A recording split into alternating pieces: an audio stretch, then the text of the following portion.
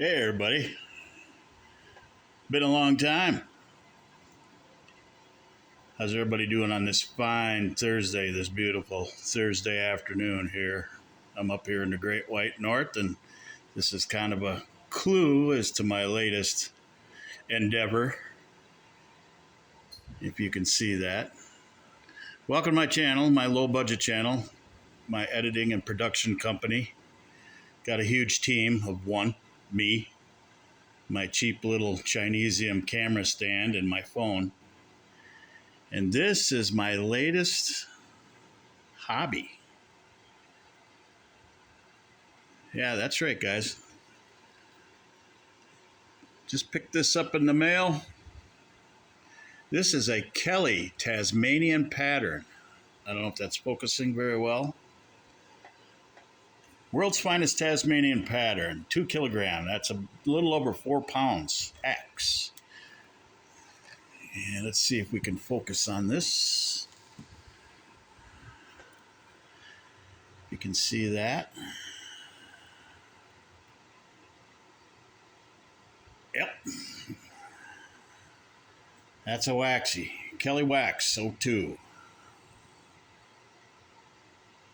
Anyway, that's what I've been doing lately since my last video.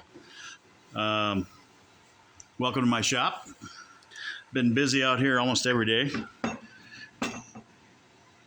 And I've been hard at work turning my shop around and getting it busy to get into axe making. Actually, let's back up a little bit. I was looking for kind of a side hustle besides, you guys from my past videos. I work on watches. I restore stuff. I tinker. I'm a former millwright and a toolmaker machinist. And I got disabled here a few years ago, and I had to retire early. Well, fast forward today, and my dad taught me how to sharpen blades a long time ago, and I kind of did it off and on for the last 45, 50 years, really. And I decided to go for it, and I started sharpening. So that's how this shop became. We sold the house and moved out.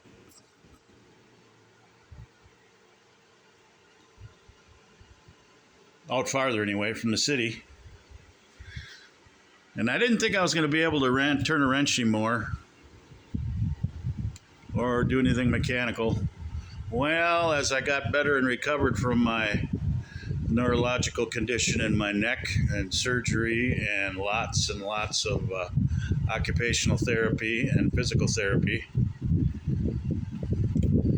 I wound up building a shop. I couldn't get away from it. And this is where I'm at so far. It started out as, well, a nice empty garage for 2 vehicles. And of course, there they are out there. And there's Pepper, the garage dog, the watchdog, the shop dog. Otis, he's still around, if you remember him. My old man, Otis, he's my senior dog now, my senior staffy. And he's inside chilling out. So Pepper's out here with me. But anyway, yeah, so this is my shop. And I run a side hustle. I sharpen anything and everything. That's where the axes came in. So it just started. I had an old axe, and you know what? I've already sold it already. It's gone. Otherwise, I'd show you. It was an axe and a hatchet and a maul. And I wanted to put a small axe or a hatchet in my truck in the back, for utility. I used to be a firefighter. I always keep stuff in the back of my truck.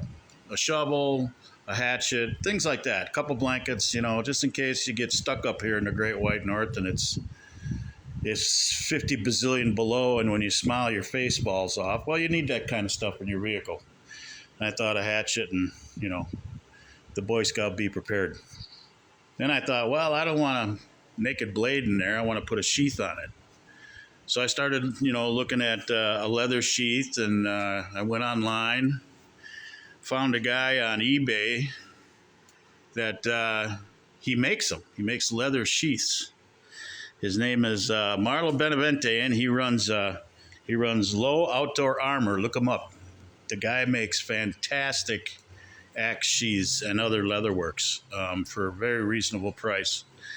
Well, I got to talking to him, and we got to talking about axes and hatchets. Well, it turns out the guy's an axe junkie. And that was it. That's all she wrote. It's been a blur ever since then, like my friend Kasim says. It's been, I don't remember much after that, but I'm still sharpening everything from kitchen knives to lawnmower blades, lawn and garden, some seriously exotic stuff. And I've acquired quite a bit of equipment, including a Tormek automatic whetstone that I can do some serious precise work. I can sharpen just about anything. And then it also, you know, kind of merged right with axes and hatchets, and I like to restore stuff and do woodworking projects, and so it's all kind of a natural fit. So this is where it's wound up. This is some of my collection, and I'm not too handy right now with just this camera and this stand, so I can't bring them all down, but I'll try to get you a good look at some of them. You look up there. Up there, there's those are my Tasmanian patterns. They call them Tassies for short. Those are like the Cadillacs of axes.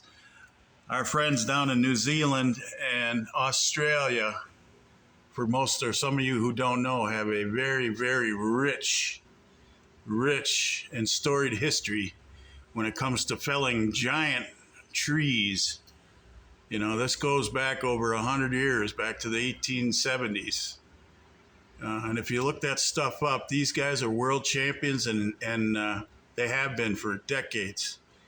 And they're all around good guys, too. They have quite the competitions down there. But anyways, these are some of my collection and my rack that I built. Very simple. There's hatchets, there's axes, there's hammers, there's fire axes, there's chief's axes. You can see them all. And there's some of, there's one of Marlowe's sheaths right there. I'm not going to take it down because, frankly, I can't reach it, but he makes great work. Got crate hatchets. I mean, some of the stuff I never heard of. That sickle right there, I found that in a junk box in an antique store next to a barber shop. I got my head shaved and my beard trimmed, and when I see antiques or old flea markets, I'm drawn to it like, well, flies to a light. I went in there and I went digging around in the back dusty corners, and I found an old crate, and I found old tools, and I started digging. I wound up finding that and a bunch of old knives. So that's what I've been doing. Then you come over here, and I'm continuing the collection because I'm running out of room. There's an old brush axe. I hung that one. Oh yeah, I hang them too. I'm getting into carving the handles and hanging the axes. So I'm getting into it all. There's a nice double bit. There's a genuine Norland. It's a cabin axe. That's about a 5-pound monster, and that's all original. And those are highly collectible. So yeah, that's what I've been getting into. Yeah, getting into some of this stuff like that. There's my anvil. And you can't see them now, but there's a bunch of hammers on them that I restored. Those are old blacksmith handles, if you can see them in the sun. God, it's nice out here today. Wow, this is crazy. I don't know if you can see them very well. Oh, there's one missing. I'm using it. Ha. But that's an old Colombian. That's about 150 pound, 140 pound forged steel anvil. It was very hard to find. And boy, and the reason why the chain's on there is to deaden the ding. You know, you can bounce a ball bearing on that thing and it is loud. So what the blacksmiths came up with, amongst other ideas, was to wrap a chain to deaden the sound a little bit, to ping. So, but that's an old Colombian. And then my tool rack is just, if you can see it in the shadows, is one of my old leather Harley belts with my old belt buckle on there still. Yeah, when you retire like me and you stop riding, your stuff kind of tends to collect dust. So I took the belt and I put it around the stump, tech screwed it in along with the belt, the buckle and everything, and then that holds all my tools. Works great.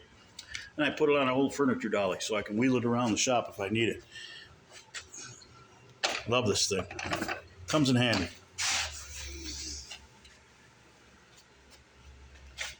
You see that poster right there? I try to get my, God, yeah, this is why you get the low budget film, okay? I am not a YouTuber, but that's a poster that shows all the hardnesses of all the woods from all around the world, all the regions, Asia, Europe, United States, or North America rather, Pacific Islands, Australia, of course, Africa, Central America, South America. These are all the woods, and it gives so much. It's like the what's the chart with all the elements? You guys know what it is. That's what this is, and it shows the hardness of each wood. It rates its if it's extinct actually, or rare, endangered, protected. I reference that all the time. I got that poster. I framed it. I just have to put it up. I don't know if you can see that, but there's some of the stuff I still have to, that I pick up at auctions and buy, sell, and make. And some of my stuff, it's just, there's a nice broad axe. That's called a Pulaski. That's a Collins. Nice double bit here. That's a True Temper Collins with some phantom cheeks on it. I'm gonna hang that. So this is the stuff I've been doing. There's some work there I got to do, a job. There's that Tassie. There's that Kelly wax. Ah, that's a beauty. Kasim just sent me that. He's a good guy. I think he's got a YouTube channel, and he buys, sells, and wheels and deals with these things, trades. He's an axeman. He's an axe junkie. He's been doing it about 4.5, 5 years, and he's a great guy. He's out on the East Coast. He also carves and hangs his own handles, and he just sent that to me in the mail, and I love it.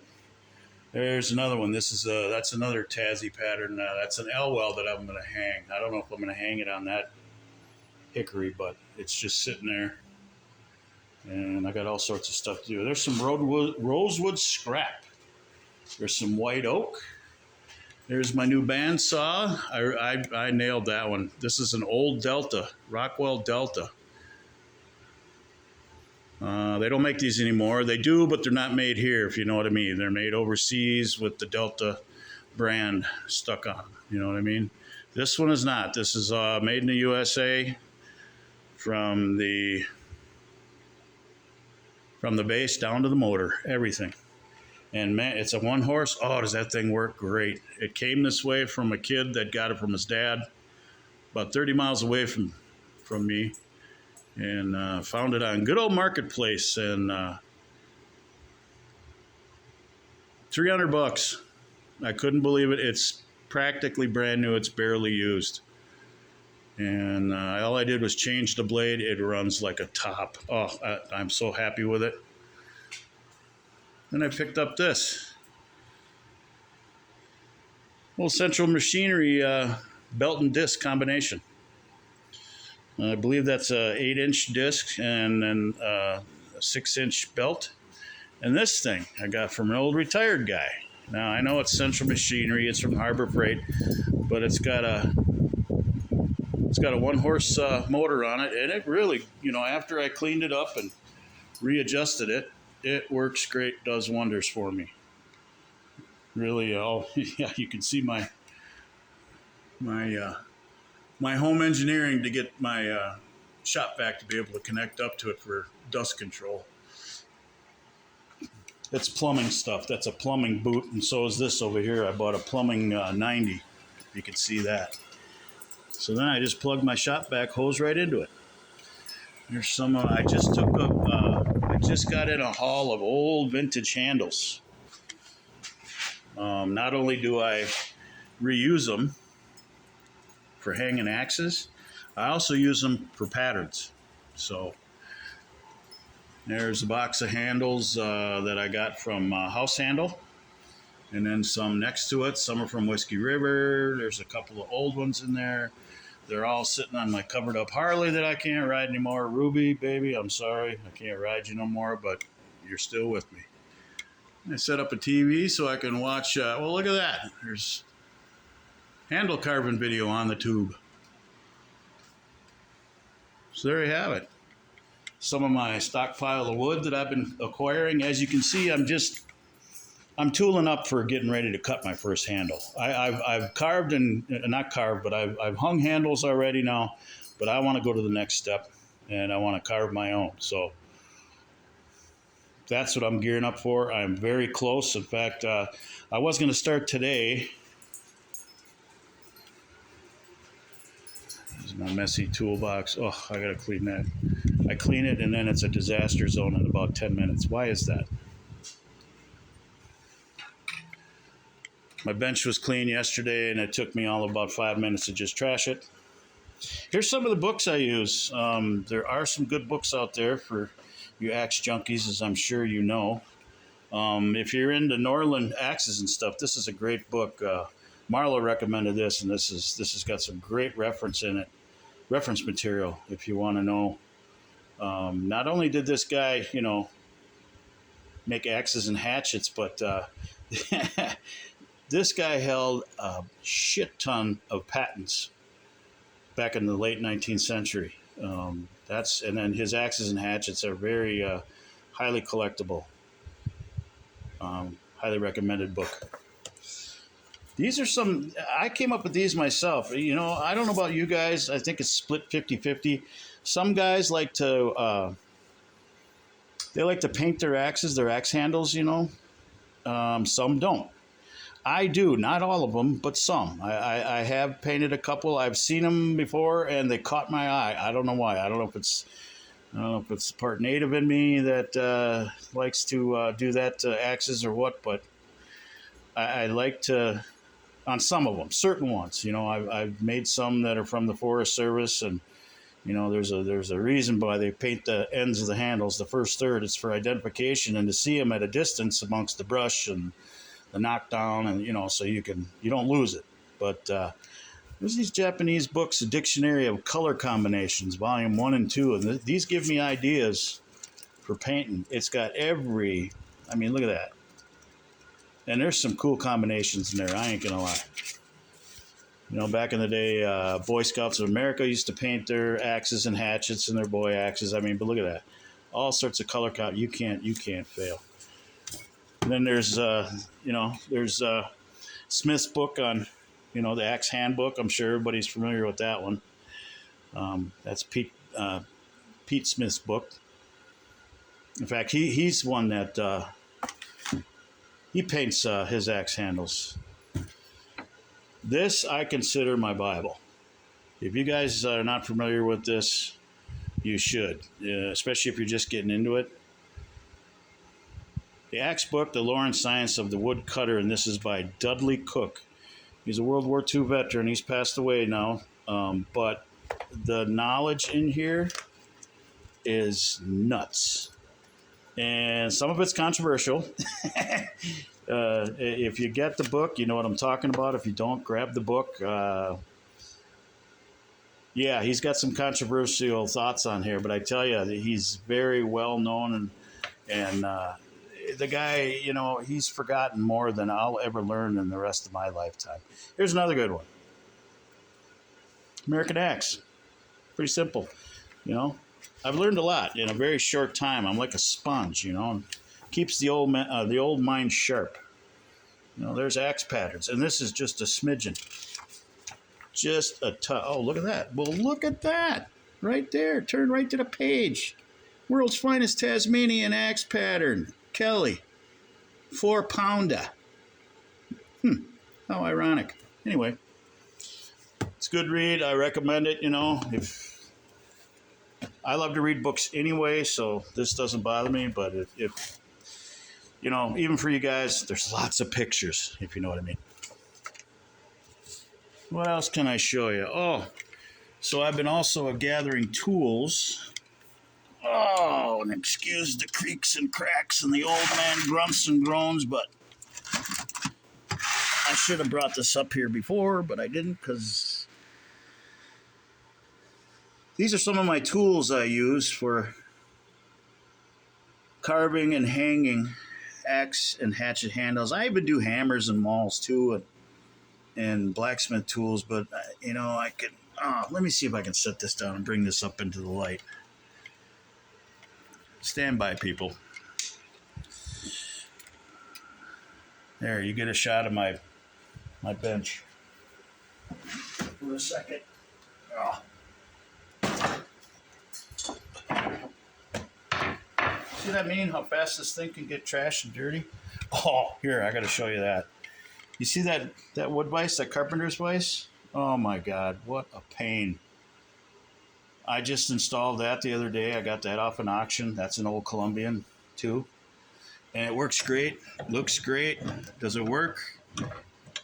Yep. Does it work in this spot like I wanted it to? Nope. So that's gonna come out, and then I gotta fix my edge of my bench because my you don't even want to know. That didn't go as planned. Ugh. I'll get back to it. These are my axe tools.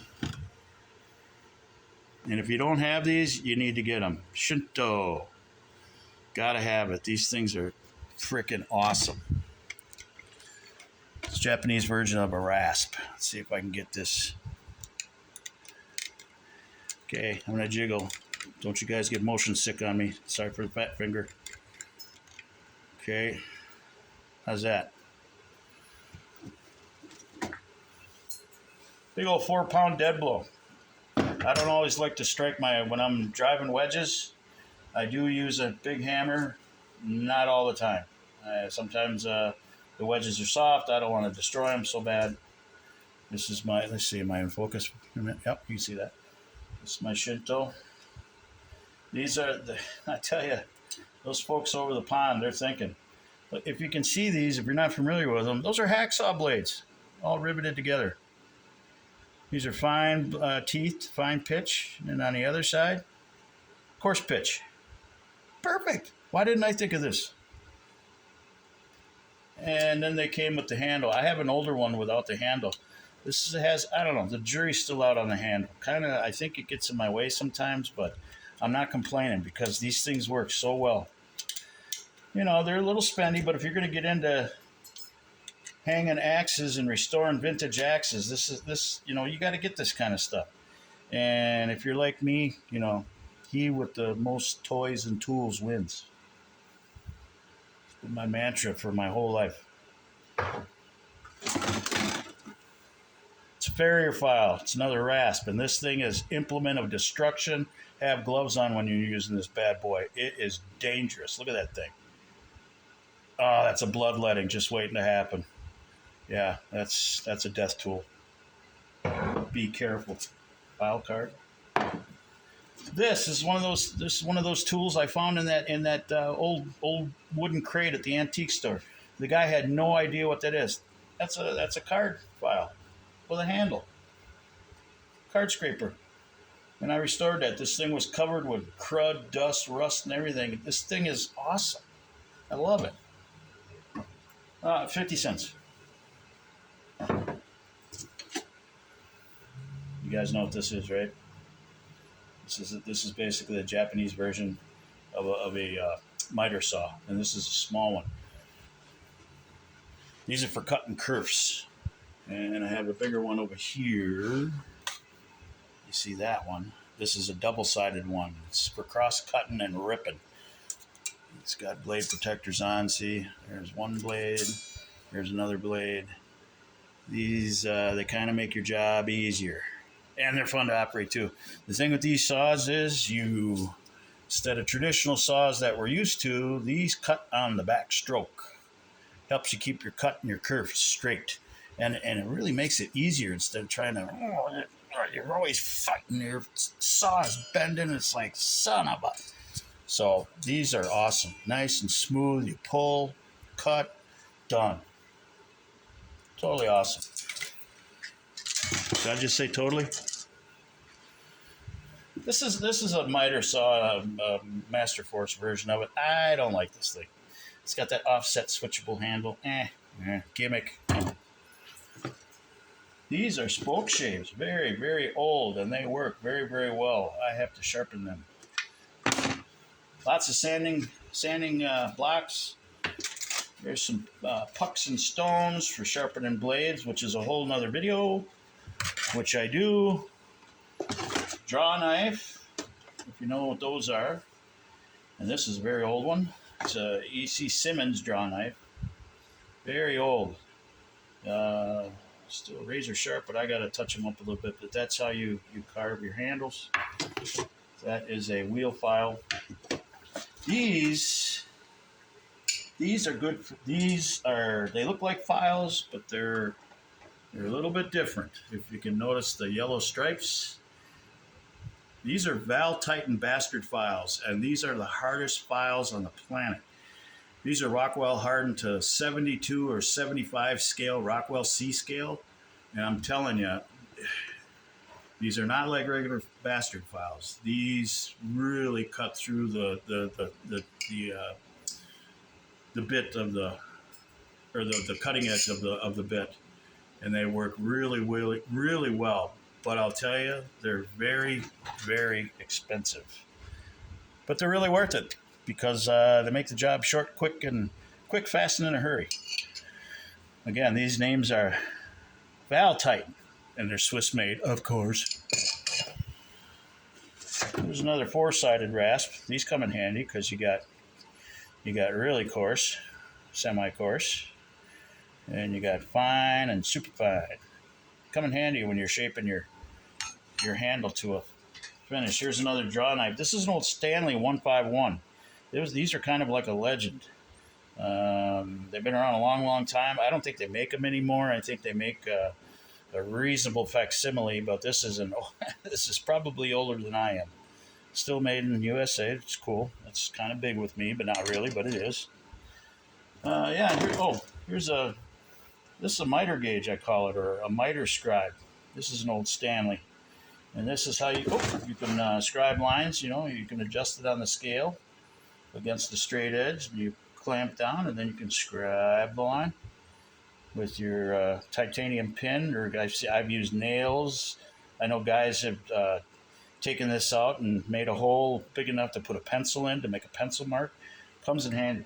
And they make new versions of these too, and really fancy ones too, to make tenon